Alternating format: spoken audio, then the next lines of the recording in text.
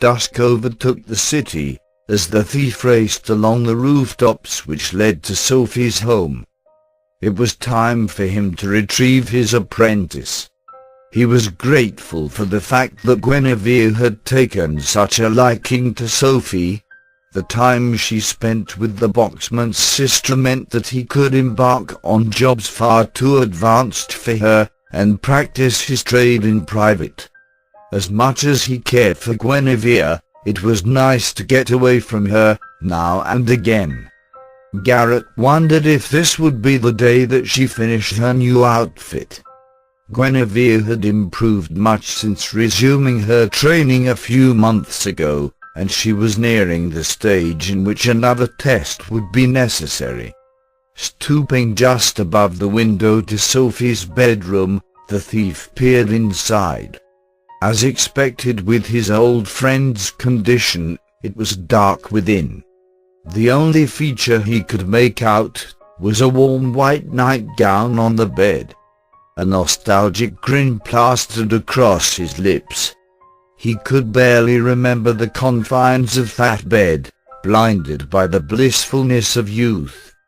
To this day, he was surprised that Sophie still spoke to him, let alone regarded him as a friend.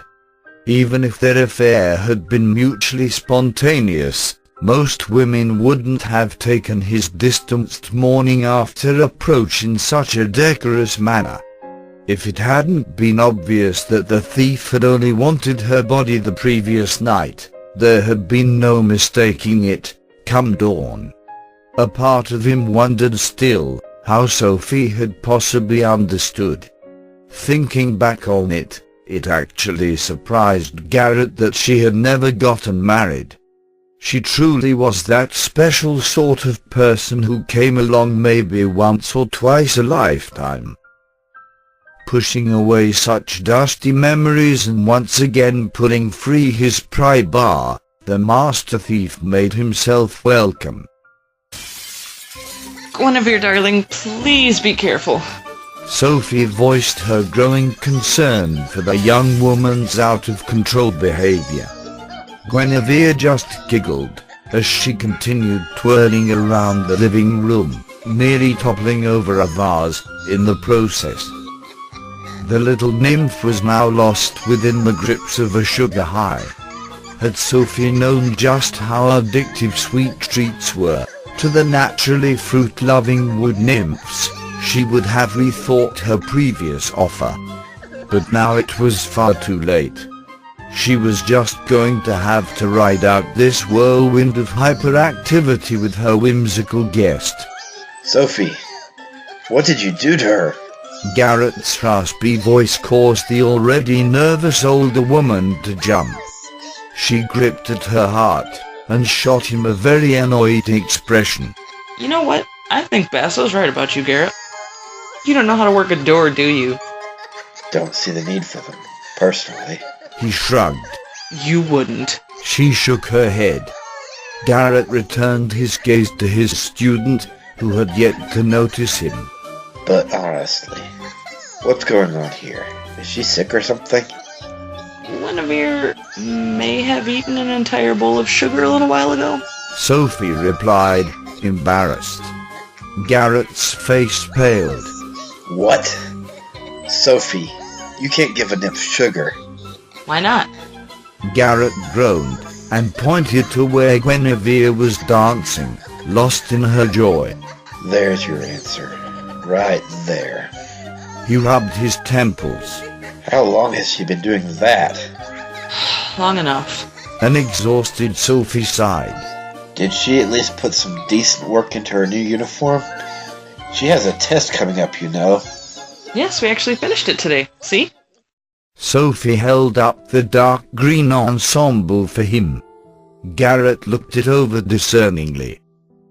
Guinevere's navy cape and dark grey belt were all that remained of her old outfit, and they complemented the newest changes quite nicely. Brown leather knee-high boots, and arm-length leather gloves. A laced dark green leather halter top and a matching skirt, with shorts underneath. The design held the typical adorable Guinevere flair, but to the thief's surprise, it was also quite practical.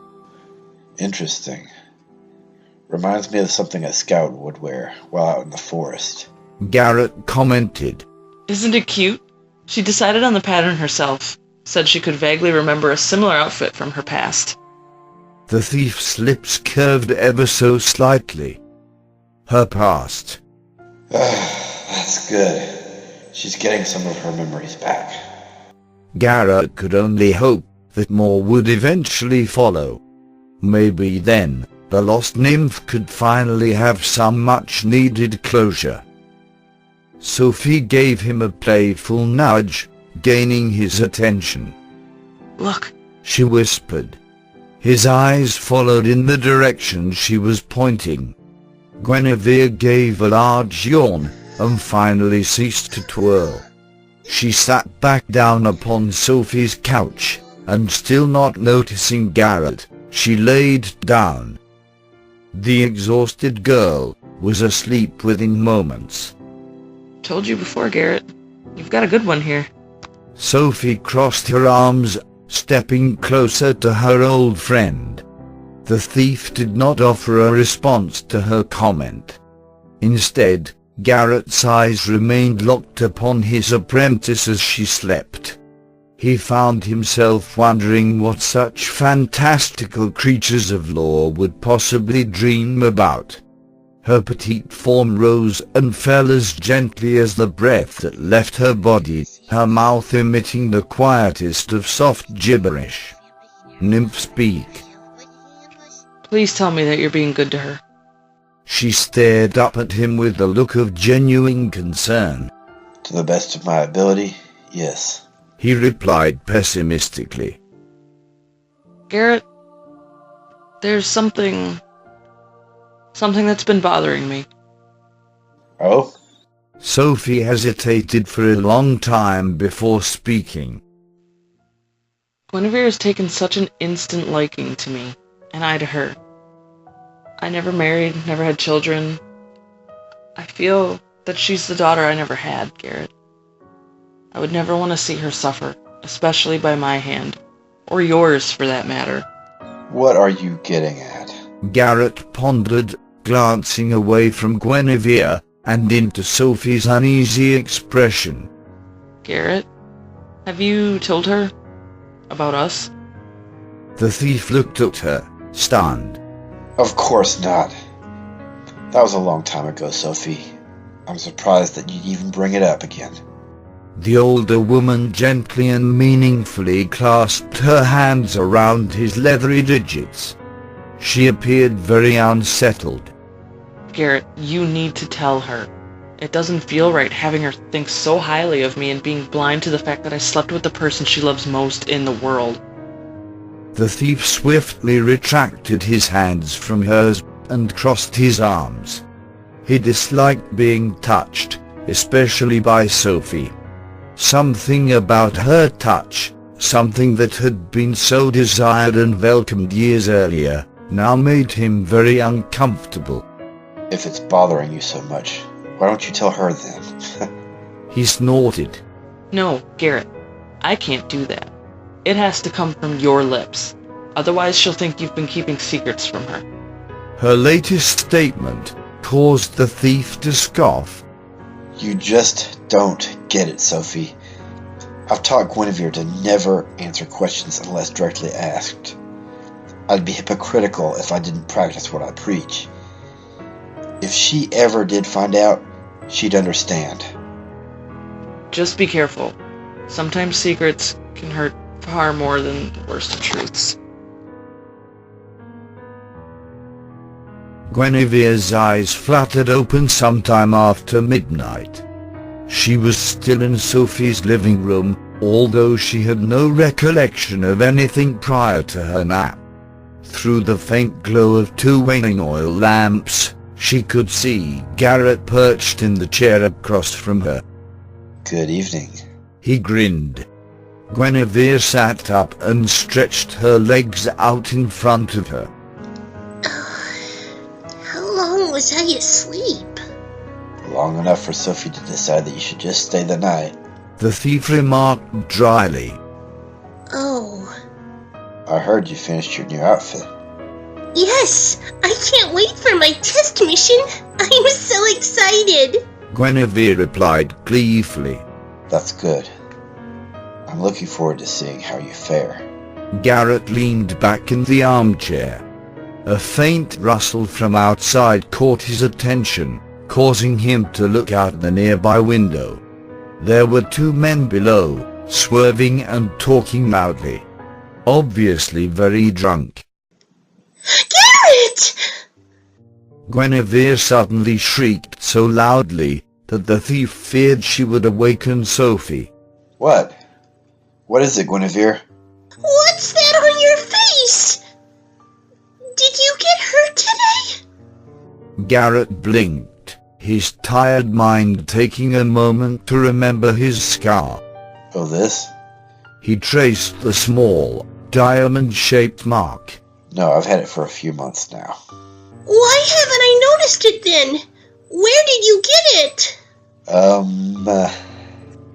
The thief hesitated, not wishing to explain for a multitude of reasons. The foremost being, he did not want to upset Guinevere by mentioning her mother again. Garrett? She pressed him.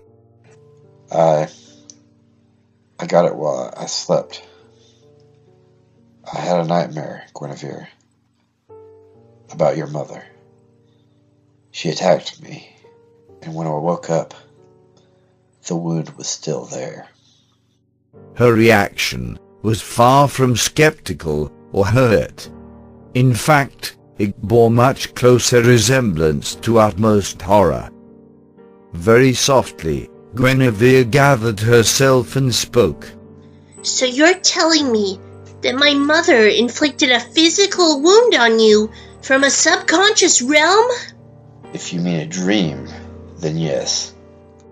Guinevere got up from the couch and rushed over to her thief. Falling to her knees, she suddenly embraced him in her arms. Garrett, this is really, really bad. Oh, how so? He patronized her with a sly grin. The young woman met his bemused gaze with a far more serious expression. She laid a curse on you. I don't know what my mother has against you, but trust me, this will not end well. For a moment, Garrett's eyes widened and his face contorted in fear. But then, reasoning that this was beyond impossible, he gathered himself and started to laugh. How could Victoria possibly put a curse on him? She was dead. It was just a dream. He scoffed. A dream that could easily turn reality if we don't do something. Guinevere countered. Garrett ran his index finger around the healing stab mark. Do all nymphs have such a flair for dramatics? Because the two I've met are thespians in their own right.